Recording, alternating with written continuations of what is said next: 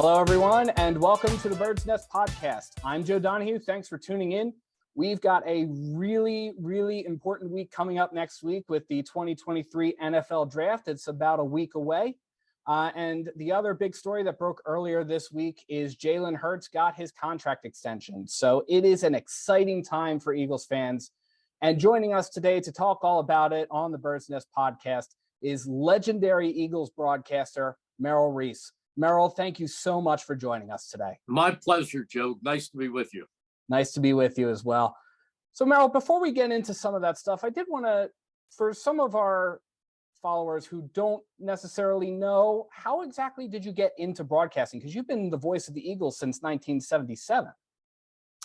It would take the entire show plus about 12 hours to give you the rundown. Let's just say I'll give you the quick version.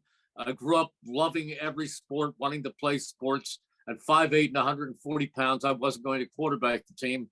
Chose the next best route, majored in communications after graduate, and was a student at Temple University. I was sports director of the student station, did all the Temple football, baseball, basketball games for most of the time. Graduated from Temple, was a naval public affairs officer, started out at a little station in Pottstown, bigger station a year later in Levittown, of which I am now managing partner. Came into the city to WWDB, was one of 90 plus people to audition for summer replacement for Charlie Swift at WIP, kept getting called back, and eventually they gave me the job. They liked me very quickly, signed a contract to do the pre and post game shows, did that for 5 years, the color for 1 year, and then moved into the play-by-play seat, and I've been there ever since. Awesome. That's quite the story. And yeah, it does sound like it's a long and winding road there for you. It is a long and winding road, not nearly as direct as I made it. It's all right. It's all right. Merrill, what have been give me one of your most memorable moments. Let's set aside Super Bowl 52 for a minute here, because obviously that's probably one of the most memorable moments. But setting aside that, what was probably the standout moment for you in your career? December 19th, 2010, Eagles trailing at the half, 23-3 or something. And I said the Giants lead the Eagles 23-1, and the Giants 23. Eagles are still at their hotel. They came back in the second half, and Michael Vick engineered one of the most incredible comebacks I have ever seen, culminated by the famous Deshaun Jackson walk-off punt return. That would be it. Very cool. Very awesome there. Yeah, so that's definitely a really, really important moment there. So I'm glad that you had that, and certainly you've been the voice of the Eagles for my entire life. So you've been the voice of the Eagles for just so many people, and your insight on a lot of stuff is important. You were on 94 WIP yesterday talking to Joe Giglio and Hugh Douglas when the news broke about Jalen Hurts' contract extension. And you sounded over the moon during that interview when they announced that. What about Jalen Hurts' being here for the next 5 years and hopefully longer? What about that excites you? Everything. I was excited, Joe, when they drafted him in the second round 4 years ago. I jumped off the seat I was sitting in. I was so happy because I loved him at Alabama. I loved him at Oklahoma. He was my favorite quarterback going into the draft, although I didn't expect them to take a quarterback. And I have been somebody who, when a good portion of the world was saying a year ago, well, the Eagles have to still find a franchise quarterback, I was a big fan of his. Well, he was at Alabama, at Oklahoma. I almost jumped off my chair when they drafted him in the second round 4 years ago. And from the very moment he arrived, I was convinced that he was somebody special. I liked his leadership. Some people questioned his arm strength, which I thought was crazy. Some people questioned his decision-making, which was even crazier. I think he is the total package, and I think he will go on to be even a better quarterback than he is right now. He isn't close to reaching his ceiling. He is really, really special. Yeah, that is very true. It seems like he's really came in, and he came in under a lot of adversity, having been drafted in the second round when we already, at least at the time that we thought we had a franchise quarterback in Carson Wentz. Little did anybody know that what was going to happen in the subsequent season and in the later off season, and how he would have to very quickly come in and be the starter. Has he? It's certainly he certainly has lived up to his potential, at least at this point on the field.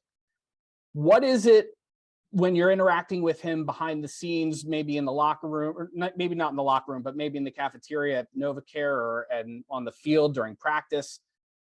What have you seen about him that perhaps most impresses you, with given his status in the NFL? The fact that he isn't a celebrity quarterback, he's one of the most down-to-earth people you'd ever want to meet. He's the first person in the building in the morning. He's the last person to leave. If Tuesdays are the day off for the players, they don't include Jalen Hurts because he shows up anyhow to look at game tape.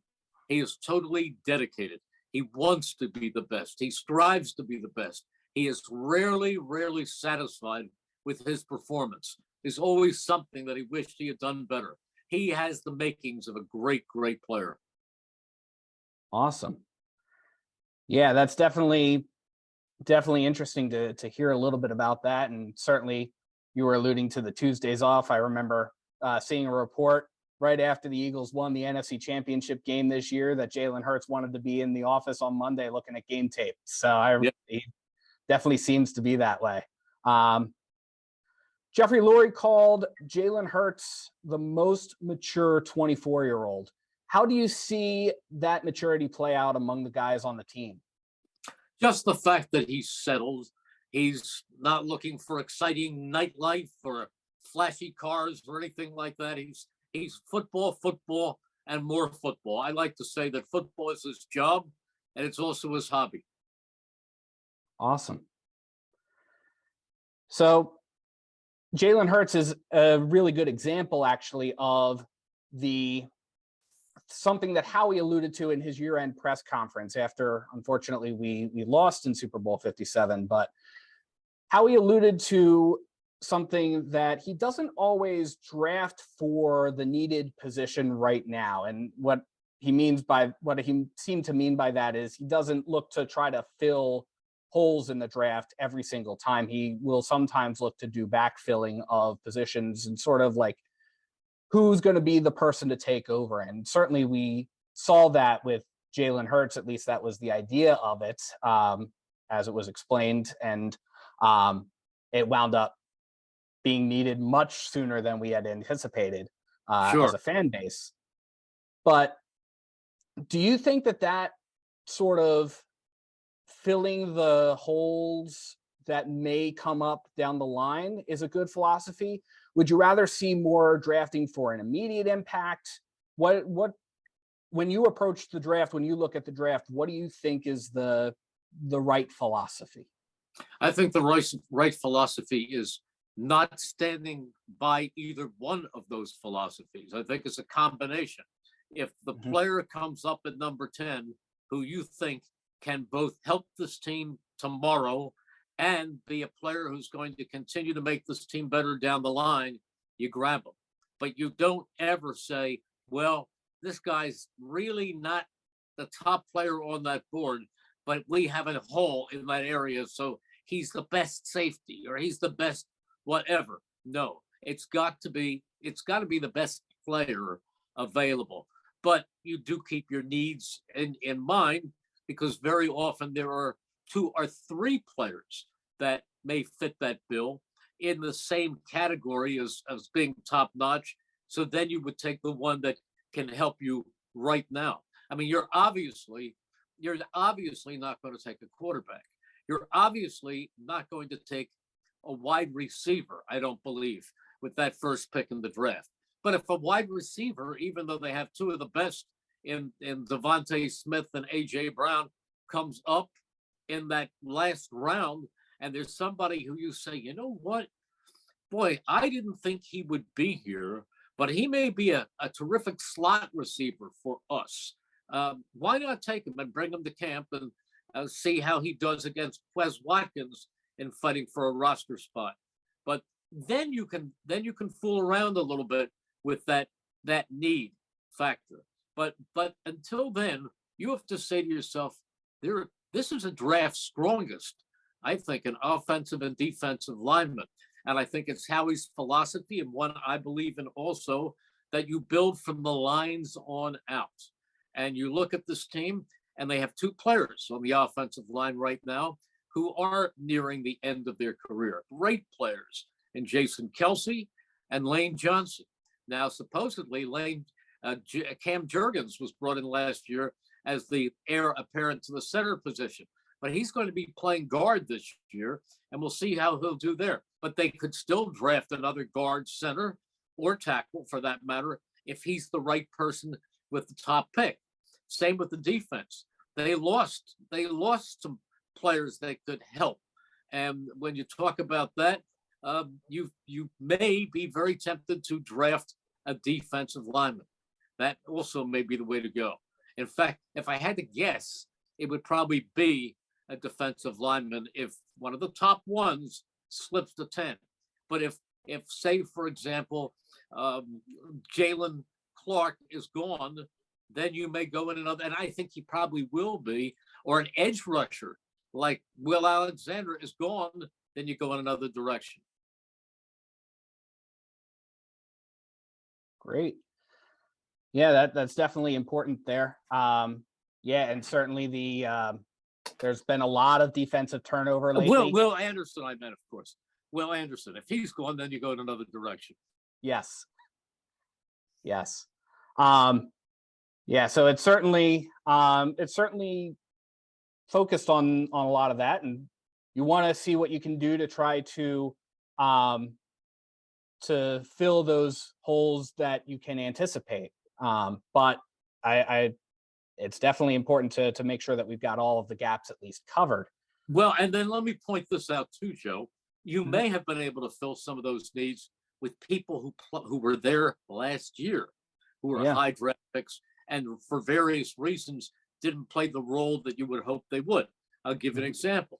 Top draft pick, Jordan Davis, fine player out of Georgia, great player, but he had a concussion, he had a high ankle sprain, so it limited his activity. But with people leaving, you may find him playing a lot more next year.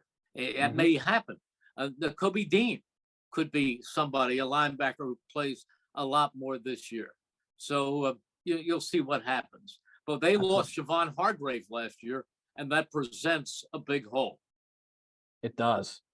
Yeah, and I remember, just as you were talking about that, I remember something that Nick Sirianni was asked. I forget if it was in the lead up to the Super Bowl or if it was in the follow-up afterwards. He was asked particularly about Devin Allen as an example of that, where Devin Allen has been waiting in the wings on the practice squad, so to speak. But he's had an opportunity to make an impact through things like Nick Sirianni has alluded to, things that Devin's doing that could be brought into that other wide receivers could even take a look at. So, well, we'll see.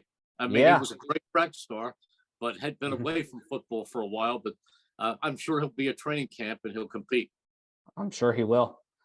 So you kind of alluded to the positions that you think that the Eagles could need to find those players in, particularly at the lines and building out from the lines. How about corner?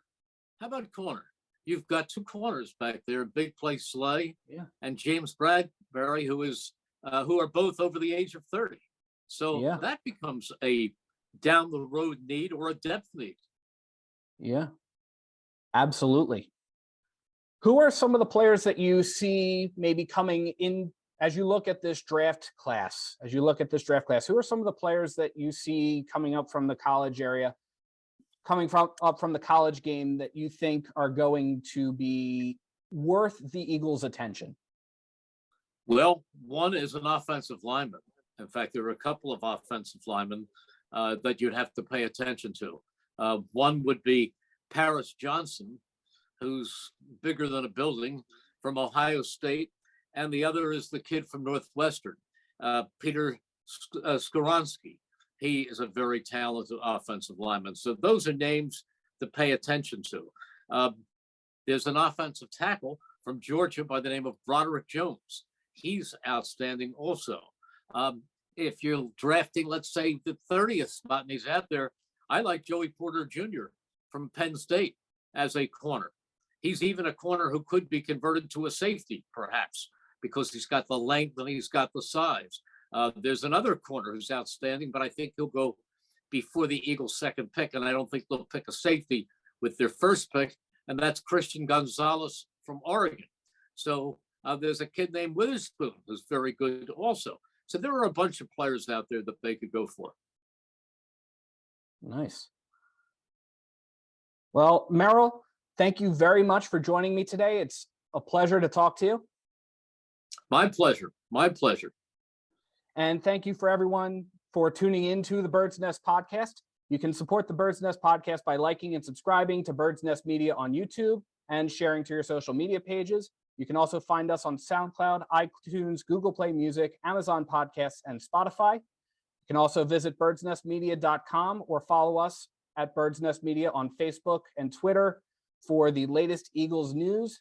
And certainly, if you feel so inclined to support more endeavors like this one, you can find the link to our Patreon on our website, birdsnestmedia.com.